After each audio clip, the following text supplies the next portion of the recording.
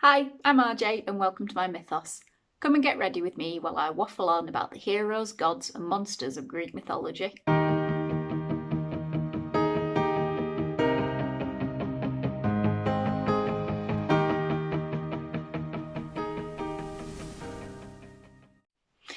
Yes, I'm back with an actual Greek mythology video, and this is going to be slightly different to my last one. So I said I was going to talk about Zeus, but actually I want to do a slightly smaller video today because I have received a package that I'm very excited about. This is the new Lethal is Dead collection, which is a collaboration between Lethal Cosmetics and the absolutely fabulous garbage person that is Theresa is Dead. So for those of you that don't know who Theresa is Dead is, she's an amazing YouTuber who does all sorts of different cosmetic reviews. She does a monthly, bi-weekly, twice a month, sometimes scheme. She does a video called, let me get this right, New Makeup Nonsense Bingo, or New Nonsense Makeup Bingo, something like that. And it's hilarious. She's amazing. She has a potty mouth. She has an amazing way with innuendos, and I absolutely adore her. So when I heard that this collab was coming, I was literally sat on the Lethal Cosmetics site, like refreshing the page until it let me buy it. And I was lucky enough to get hold of one of them. I believe now it has sold out, but it is taking pre-orders. So if you're interested after watching this video, head over to lethalcosmetics.com and yeah, give it a shot. So in this package, there is a lovely intro from Theresa is Dead. I'm going to try and do it in my best Theresa is Dead voice. Except I'm not going to try and do the New York accent because that'd be awful. So, dear pumpkins, the time has come to fulfill a prophecy. It has been foretold that every 100 years there will be two forces that come together to fight the battle between good and evil. One, a garbage person, me, and the other, an innovative cosmetics company. After a few blood sacrifices and incantations, we bring you our collaboration. Lethal is Dead. So dust off your acid wash jeans and grab a comically large can of hairspray. If you want to be the sole survivor of your very own low-budget horror film, this is the palette for you. With love, Theresa. Which is just the best. Like, this is brilliant. This is like a full experience. So you probably want to see the palette. Sorry, those of you that are waiting for the Greek mythology. You can see from the title, I am going to tell you the story of Echo. And I will get to it, I promise. I'll tell you what I'm going to do in a second. But this is what else is in the package. So obviously, Lethal Cosmetics, branding, and eco-friendly bubble wrap, which I always like to see. And this is the palette. Beautiful grungy design. And Theresa's little logo there. I'm so excited. It's so pretty. So I'll let you guys see it before I do. Da, da, da, da, da, da, da. Oh, that's a beautiful colour story. It says, don't look behind you on the mirror. That's great. Behind me is my branding. Hand painted with makeup, don't you know? So I've got a little bit of fallout already on the pan, but I don't care. So I was expecting a bit of fallout, so that's fine. But look at this colour story. It's like a grungy dream. Oh, I love it so much. Okay. So today what I'm going to do is use this to do my eye makeup. And I'm going to talk to you about Echo, who is a nymph in Greek mythology. A lot of you might already know this story because it's a pretty popular one, but it's the story of how echoes were created. I'm going to actually do my makeup and I'm going to be reading you a piece of original fiction telling the story. The fiction is written by myself and I will be doing it as a voiceover. So you'll see me in the background putting my face on and you'll hear my words telling the story. So let me know if you like this style of video because I'd like to do a mix of both the, talking factual videos and this kind of storytelling. So yeah, let me know down in the comments if you enjoyed the video. Oh, what I will do is at the end of the video, I will review this palette. I'll let you know my thoughts. I won't be doing that very often because I probably won't be getting new makeup in a reasonable time frame very often. But yeah, this one I will do a review of the palette and how it all worked at the end of the video. So for now, I'm gonna switch over to voiceover Ruth, and I will see you in a minute.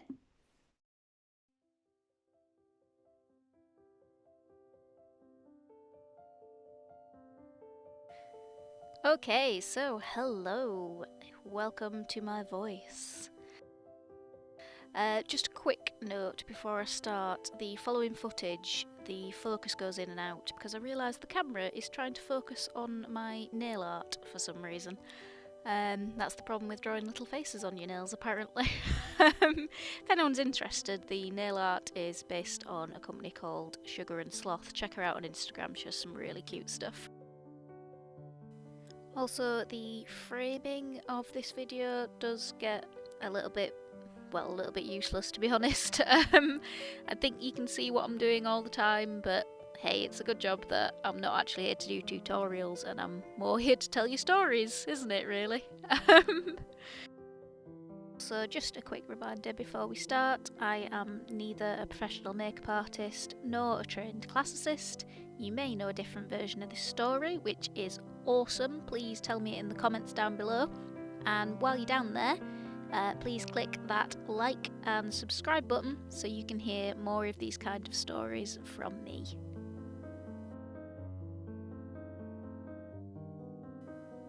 Ooh, that's what I mean by the focus going a bit weird, just like that there. I really hope it's not too distracting. I film on my mobile phone, so I'm just learning how to use the camera. Please bear with me just this time. Thanks. Anyway, here we go with the story of Echo.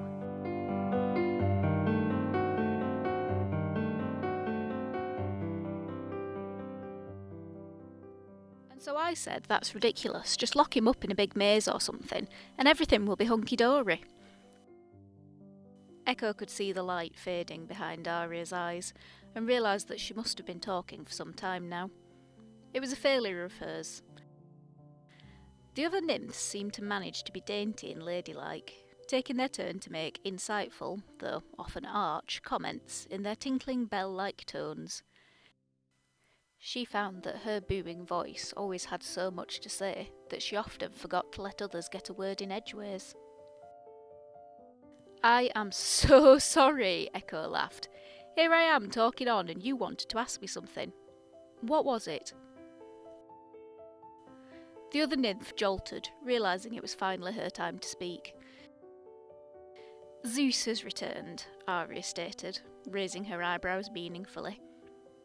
"Can you keep a lookout for us again? We'll be quick."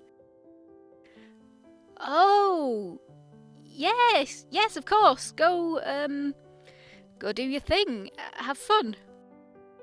"Oh, we will." Aria gave a lascivious wink and skipped off towards the pool where the god waited. Echo could easily imagine the hungry look in his eyes. She sighed and plopped herself down onto a nearby rock, pointedly turning her back to the tomfoolery in the bushes. "Any second now," Echo commented to a passing lizard.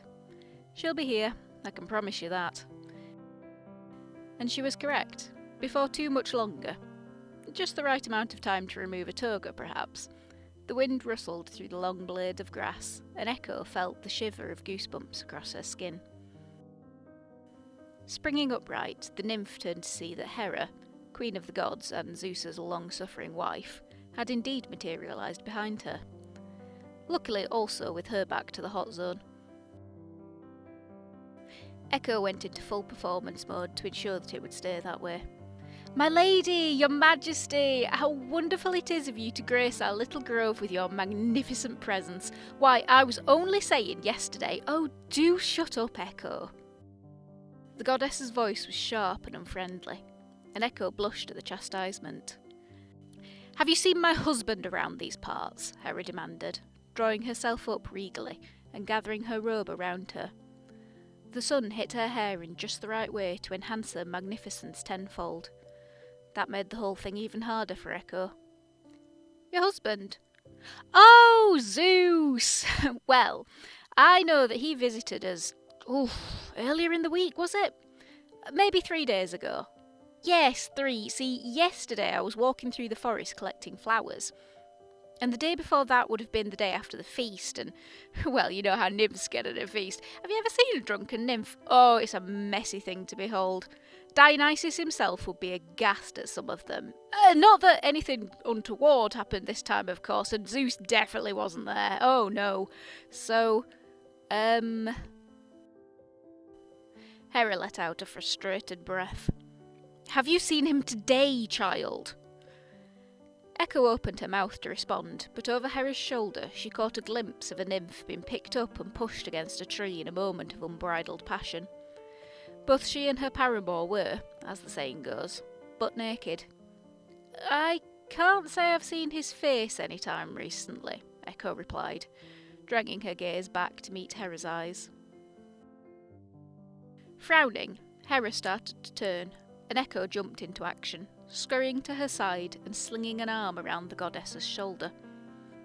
The older deity bristled at the touch and pulled away, but she'd been effectively distracted. Apologies, Echo grovelled. I just wanted to take you to our new larder. Thespia's been working all month to stock it up with goodies, and I happen to know that you are very keen on a good fig or two. And where did you hear that? Hera purred. Oh, Zeus mentioned it earlier when he... Echo realised her mistake a split second too late. To compound the issue, that was when the scream happened. Had it been a scream of pain, or of terror, then Echo might have gotten away with her ploy. Unfortunately, this was a scream from the exact opposite end of the spectrum. The screamer was clearly enjoying themselves immensely. Hera whipped around so fast the dust beneath her feet almost caught alight. Zeus! She screamed, although her scream was significantly less happy. A handsome, white-haired and bushy-bearded head popped up from the long grass. Zeus locked eyes with his red-faced, bald-handed wife and took the coward's way out of the situation, transforming into an eagle and flying away at breakneck speed, leaving his lover to gather her clothes and make an equally swift exit over ground. Oh goodness, Echo started. Who could have... She stopped shortly as Hera slowly pivoted to face her, her words dying and drying up in her throat as the goddess's glare pierced into her. You. Hera's voice was a jagged icicle, cutting and tearing through Echo. You like to talk, she spat, but for all your pointless words you didn't think to use the most important ones. How dare you? You will pay. Echo wasn't sure that she was exactly the person who should be on the receiving end of such a major scolding, all things considered, but for the first time in her life she found herself unable to articulate her thoughts. Her throat was sticking together as if coated in honey, and she swallowed desperately to try and clear it. Opening her mouth again to respond, Echo was horrified to find that all that emerged was a strangled squeak from her croaking larynx. Don't worry, Hera purred, seeing Echo's panicked expression. I'll still allow you to talk, but never again will you choose what you do and do not say. This is your punishment. Punishment? Echo found herself repeating. Yes, Hera hissed. Do you understand? Understand, Echo sobbed. She was completely unable to form her own words, merely repeat those of her queen. Now get out of my sight. Never darken my view again. Never again! And with that last echo, the nymph fled into the forest.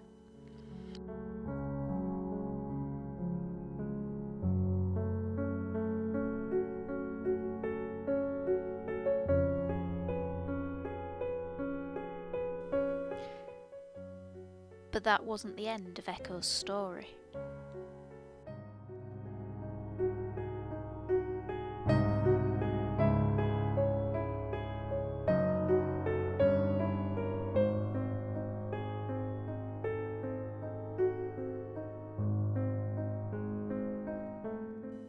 Echo wandered for years, staying away from her fellow nymphs out of embarrassment at her predicament.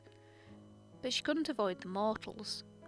Humans would regularly come hunting in the forest, and one fine day Echo caught sight of a small party. When they heard her footsteps disturbing the undergrowth, one exclaimed, "That has to be a deer!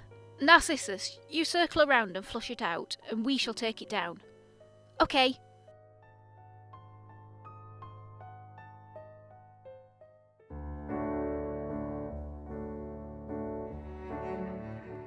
The youth who came Echo's way was tall and bronzed, with dark curly hair and bright flashing eyes. His arms rippled with muscles, and he was wrapped in a cloak of total self-confidence. She fell head over heels in love immediately. Determined to separate him from his friends, she scurried away, leading the man to a more secluded clearing, with a small pond and beautiful flora. As Narcissus got more and more lost, he called out, "Is anyone there?" Excited, Echo couldn't help but blurt out a repetition, causing a smile to break over Narcissus's face. It made her weak at the knees to see it. "Come here," the man shouted, and again Echo could not help herself repeating his words.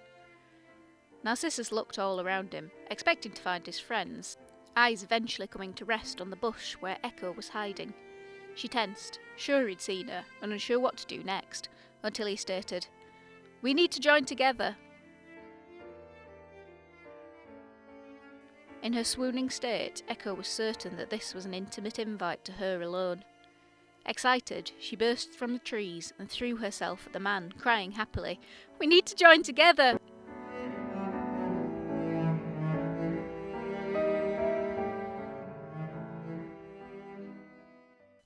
The rejection was swift and brutal. For Echo wasn't the only one cursed. Narcissus was not just incredibly handsome, he was egotistical and conceited too. No one would ever be beautiful enough to share his life, even a nymph as beautiful as Echo.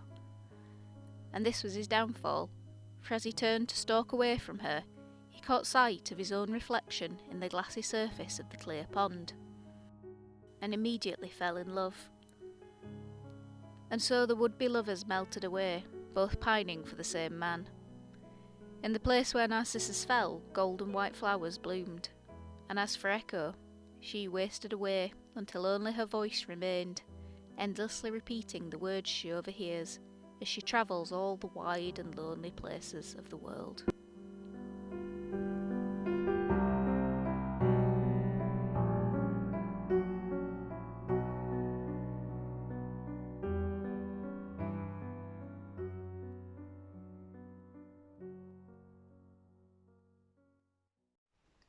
Okay, so that was the story of Echo and Narcissus.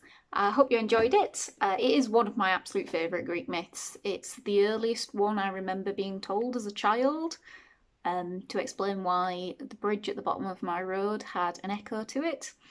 Yeah, I hope you enjoyed it. It's a really nice little story with a really horrific ending for everyone involved. Anyway, the Lethal is Dead palette. Oh my god, how much do I love this palette. It's amazing. I've never used any of Lethal Cosmetics eyeshadows before, or anything from Lethal Cosmetics before, to be honest, and oh my god, I'm addicted now. Oh, my bank balance is going to hate me. These are absolutely beautiful formulas to work with. They go on so easily. They blend amazingly, like you don't even have to try and they blend. It's amazing, it's so nice. Like I did this first eye and I was like, oh, that's only taken like 3 minutes maybe. I really hope the story is quite short. So yeah, anyway, this is the look I've created. I managed to use all of the shades in the palettes over the 2 eyes. Just to quickly run through them all. Right at the top, this straight to VHS, absolutely beautiful inner corner highlight. I kind of wish I'd done my actual highlighting with it as well, but I think that might be a little bit overpowering. I have gone for my brightest Alien Slut highlighter in tribute to Theresa herself. This is BH Cosmetics Apres in Aspen palette in the white shade. Beautiful palette as well. Really recommend that as a highlighter. But yes, this is beautiful. It's so nice. Really brightens up the inner corner of the eyes. Then this pink shade, the final girl. It's nice. The raspberry tone. It works so nicely with this one down here, Vengeful Spirits. These two blend together like an absolute dream, and it's really pigmented. It has got quite a lot of fallout, that one, so you do need to be careful with it. The next one across is Spellbound, which I've got on the inside of this eye. Beautiful. Again, it worked with a brush, it worked with my fingers, which I was a little bit surprised by because I was told that the shimmers in this palette could be a little bit not wanted to go on with a brush, but went on nicely. I'm quite happy to use my fingers as well. Didn't need to wet the brush or anything, and it's put up this beautiful shimmer. The next one is Watery Grave. This one, really nice. It's blended lovely with the pinks, which I'm always a little bit dubious about. For some reason, blue into pink doesn't ever really seem to want to work for me. Especially considering this is a purpley toned blue as well, which I know purples are quite hard to do. But yeah, really nice, really soft, blends like a dream. Body Snatch, this sickly yellowy green. This is probably my favourite colour in the entire palette. It's beautiful. I mean, it's gross, and I love that.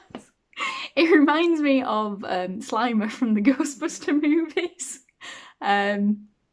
Or something quite zombie-ish, and I adore that. It's a lovely mix of like the green and the yellow, and it's such an unusual colour. I don't think I have anything in my collection that looks like this, so that's my absolute favourite. Again, nice and soft, blends like a dream. Ancient Evil is the next shimmer, this peachy colour. I did have quite a lot of fallout from that one. As you can see, it's on the inside, but it's got such a lovely coppery peach colour. Again, very unusual, something I've not got in my collection. And again, went on nicely with a brush and with my finger. Beautiful, no need to wet the brush or anything like that. Oh, it's just so nice, I can't stop looking at it. Bottom line, Predator. This one, really pigmented, went on really nicely. I've got it on the outside of the eye here.